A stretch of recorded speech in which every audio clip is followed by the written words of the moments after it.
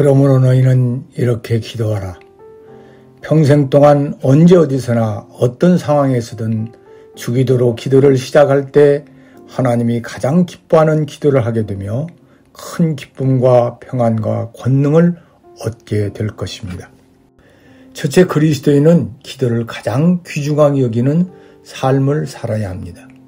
성경은 끊임없이 기도가 얼마나 중요한가를 우리에게 강조하여 말씀합니다. 기도가 없는 예배, 기도가 없는 봉사, 기도가 없는 전도는 성령의 도움 없이 자기의 생각과 의지로 하는 것으로 삶에 열매가 없습니다. 왜냐하면 온갖 좋은 은사와 온전한 선물이 다 위로부터 빛들의 아버지께로부터 내려오기 때문입니다. 하나님은 하늘의 신령한 복도, 범사의 복도, 강건한 복도, 기도하는 사람에게 주시기로 계획하고 약속하셨습니다. 세상 모든 사람들도 누구나 기도합니다. 그런데 누가 누구에게 무엇을 어떻게 왜 기도하는지가 전혀 다릅니다. 예수님이 가르쳐 주신 주기도는 우리가 누구에게 어떻게 무엇을 기도해야 하는지에 기도의 대상과 이유와 내용과 방법을 분명히 가르쳐 주고 있습니다. 지극히 평범하고 어리석고 연약하고 죄된 우리가 이 땅에서 하나님 나라 백성으로 살아갈 힘이 어디에서 나올까요? 그 해답이 우리 안에는 없고 기도를 명령하시고 응답을 약속해 주신 하나님께만 있습니다. 하나님께 기도할 때 성스럽고 위대한 거룩한 삶을 살 수 있는 능력을 하나님께서 우리에게 주십니다. 특별히 불행과 실패 가운데서 우리를 승리하게 하는 것이 바로 예수님이 가르쳐 주신 이 주기도입니다. 주기도는 아무나 드릴 수 있는 기도가 아닙니다. 하나님 나라 백성만이, 예수님의 보혈로 값주고 산 믿음의 자녀들만이 하나님 아버지께 기도함으로써 이 땅에서 산상수훈의 삶을 살 수 있게 됩니다.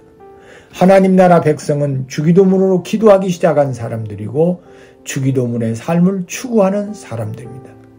매일 매순간 주기도로 기도를 시작하고 훈련하면 영적 거인이 될 것입니다. 둘째, 너희는 어떤 존재인가를 바르게 알아야 합니다. 마태복음 6장 9절에 그러므로 너희는 이렇게 기도하라 했습니다.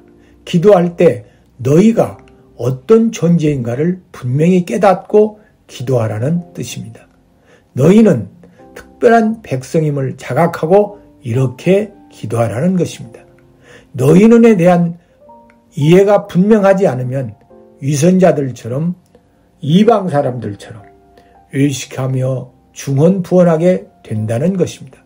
그러므로 주기도문으로 기도하는 그리스도인들은 자신이 어떤 존재인지 올바로 알아야 합니다. 주기도문이 자리 잡고 있는 산상수훈은 예수님 교훈의 핵심입니다. 주기도문의 너희는 산상수훈에서 계속 언급되는 너희와 동일한 대상일 뿐 아니라 신약 전체의 너희와 또 구약에서 나타나는 너희와도 같은 너희로 택한 백성이요 택한 자녀요 영원히 함께 사랑을 나눌 택한 신부를 말합니다. 사람은 누구나 내가 보는 내가 있고 사람들이 보는 내가 있고 하나님이 보는 내가 있습니다. 모세는 자신이 볼 때는 어리석은 실패자요 주위 사람들이 볼 때도 아무런 희망도 보이지 않는 늙은이였습니다. 그러나 하나님이 볼 때는 이스라엘 백성을 구원할 소중한 존재였습니다. 훈련 받는지도 모르는 모세를 80년 동안이나 지근지근 밟아 자신은 포도나무 가지에 불과함을 자각해 하셨습니다. 내가 생각하는 나, 사람들이 생각하는 내가 아니라 성경이 말하는 나로부터 기도가 시작되어야 합니다.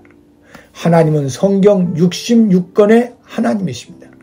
하나님께서 성경을 통해 말씀하시는 너희는 하나님의 형상으로 창조된 피조물이요 하나님께 복을 받아야 할 존재였는데 허물과 죄로 인해 영이 죽은 존재로 이 세상 풍조를 따르고 공중의 권세 잡은 자를 따르며 육체와 마음에 원하는 것을 하여 본질상 진노의 자녀가 되었습니다. 그런데 긍휼이 풍성하신 하나님이 우리를 사랑하신 그 큰 사랑을 인하여 허물로 죽은 우리를 살리셨습니다.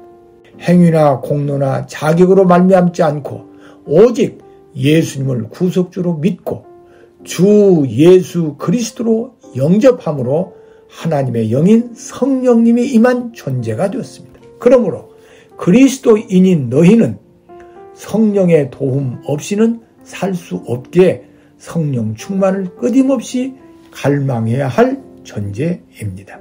너희는 육체를 따라 지혜로운 자가 아니며 능한 자가 아니며 문벌이 좋은 자가 아니며 세상에 미련한 자이며 세상에 약한 자들이며 세상에 천한 자들이며 세상에서 멸시받는 자들이며 세상에서 힘이 될 만한 것들은 아무것도 없는 자들이었으나 그럼에도 불구하고 하나님께서 독생자의 보혈로 구속하여 믿음으로 하나님의 자녀로 선택된 소중한 존재입니다. 너희는 포도나무 가지로 예수님을 떠나서는 아무것도 할 수 없는 존재이므로 나는 부자라 부유하여 부족한 것이 없다 자만하지 말고 곤고한 것과 가련한 것과 가난한 것과 눈먼 것과 벌거벗은 것을 자각하고 믿음의 선진들처럼 이전보다 더욱더 하나님께 가까이 나아가야 할 존재입니다. 셋째, 사랑받는 가장 소중한 자녀입니다. 인간에게 자녀보다 소중한 존재가 어디 있겠습니까?